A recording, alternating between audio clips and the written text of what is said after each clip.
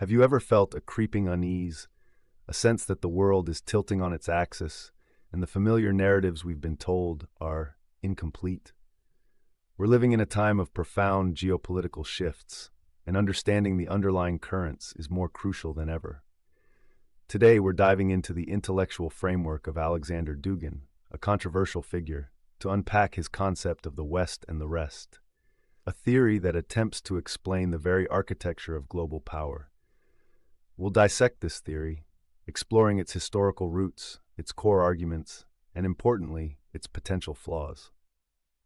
This isn't about endorsing Dugin, but about understanding the ideas that shape certain worldviews that increasingly impact our lives.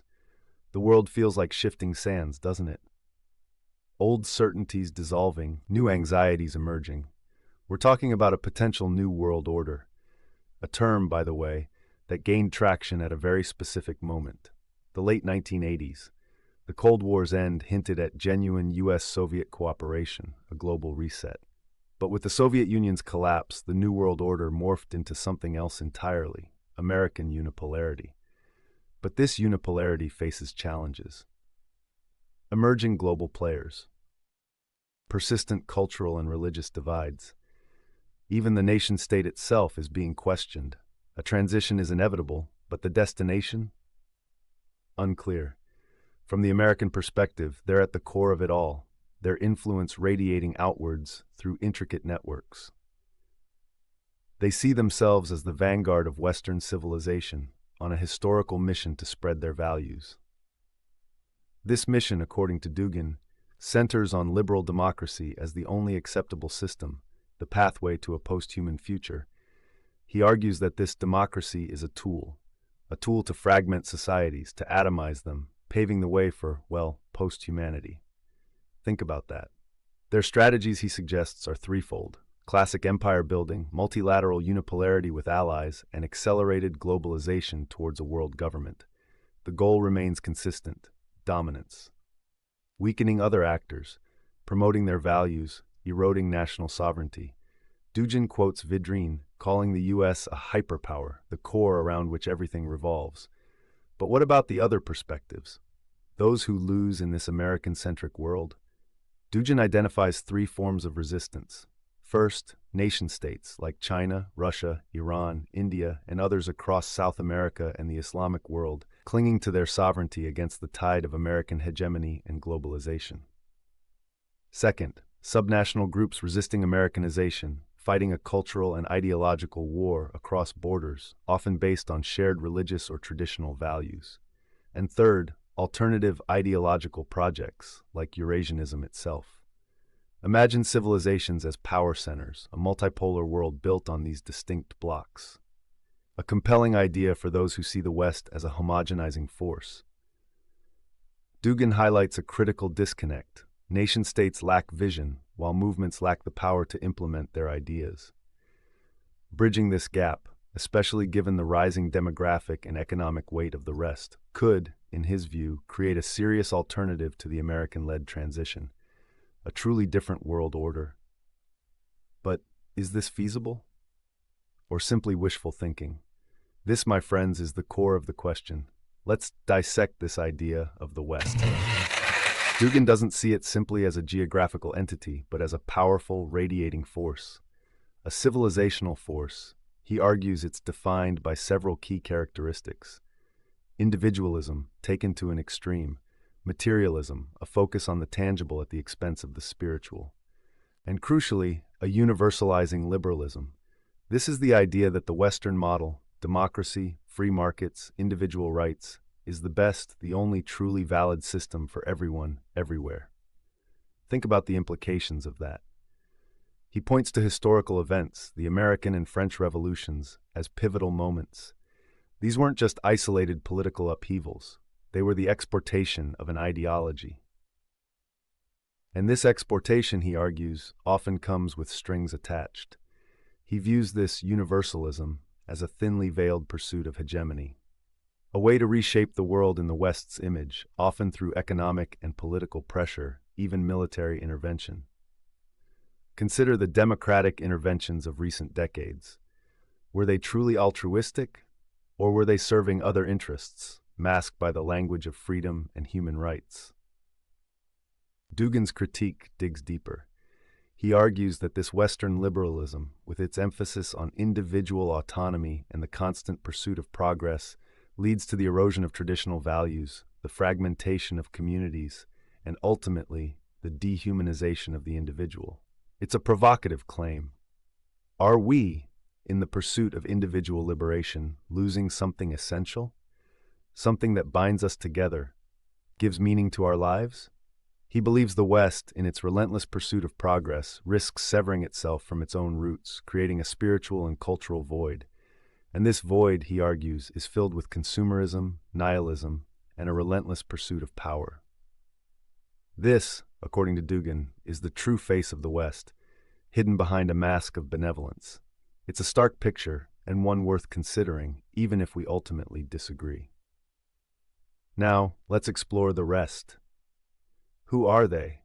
It's not a monolithic block, but rather a diverse collection of civilizations resisting this Western universalism. We're talking about Russia, of course, a central player in Dugin's thinking, but also China, with its ancient history and distinct cultural values. Iran, a powerful force in the Middle East, navigating its own unique path. And various Islamic nations, grappling with the tension between tradition and modernity, each with their own complex relationship with the West. Dugin's vision is of a multipolar world. Imagine a world where multiple centers of power coexist, each with its own sphere of influence. A world where different civilizational models can flourish without being forced into a Western mold. This isn't just about geopolitical power, it's about cultural preservation. It's about the right of civilizations to chart their own course, to define their own values. Think of the BRICS nations, for example. Brazil, Russia, India, China, South Africa. Their growing economic and political clout is a testament to this shifting global landscape. They represent a challenge to the established order, a move away from a unipolar, Western-dominated world. But this multipolar vision also raises critical questions. How would these different power centers interact? What would be the basis for international relations in such a world? Would it be a world of cooperation or conflict? Dugin believes that civilizations, rooted in shared history, culture, and values, are more likely to coexist peacefully than a world dominated by a single, universalizing ideology. He sees the current international system, built on Western liberal principles, as inherently unstable, leading to constant friction and intervention. A multipolar world, in his view, would be a more natural, more balanced order. But is this a realistic vision for the future? Or is it a romanticized ideal, ignoring the complexities and potential conflicts inherent in any global system? This, my friends, is a question worth pondering. Dugin doesn't stop at critiquing the existing order. He proposes a solution, a new ideological framework he calls the fourth political theory. He believes the 20th century witnessed the exhaustion of three major political ideologies. Liberalism, with its focus on individual rights and free markets. Communism, with its promise of a classless society and collective ownership. And fascism, with its emphasis on national unity and authoritarian rule. All, in his view, have failed to deliver on their promises, each leading to different forms of oppression and societal decay. The fourth political theory, then, is an attempt to transcend these failed ideologies. It draws inspiration from a surprising mix of sources. Traditionalism, with its emphasis on spiritual values and social order. Existentialism, with its focus on individual meaning and freedom. And even aspects of postmodernism, with its critique of grand narratives and universal truths. It's a complex tapestry of ideas, aimed at creating something genuinely new.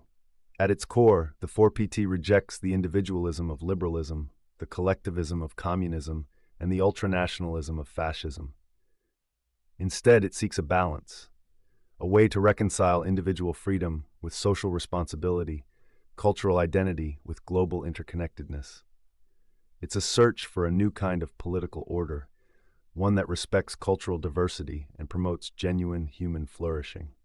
A key concept here is Dasein, borrowed from Heideggerian philosophy. It roughly translates to being there and emphasizes the importance of lived experience and the embeddedness of individuals within a particular cultural and historical context. This is a direct challenge to the universalizing tendencies of Western liberalism. Dugin envisions the 4PT as the foundation for a multipolar world. A world where different civilizations can coexist, each guided by its own unique values and traditions. He emphasizes social justice, but not in the Marxist sense. He champions national sovereignty, but not in the nationalistic sense of racial or ethnic purity. And he advocates for traditional spirituality, but not in the dogmatic sense of religious fundamentalism. It's a nuanced and complex vision, one that requires careful consideration. Is it a viable alternative to the existing political paradigms? Or is it simply a utopian dream, destined to remain on the fringes of political thought? That, my friends, is the question. Thanks so much for watching. If you enjoyed this video, be sure to give it a thumbs up and hit that subscribe button for more content like this. I love hearing from you, so drop a comment below and let's keep the conversation going. Share this video with your friends to help spread the word. Thank you.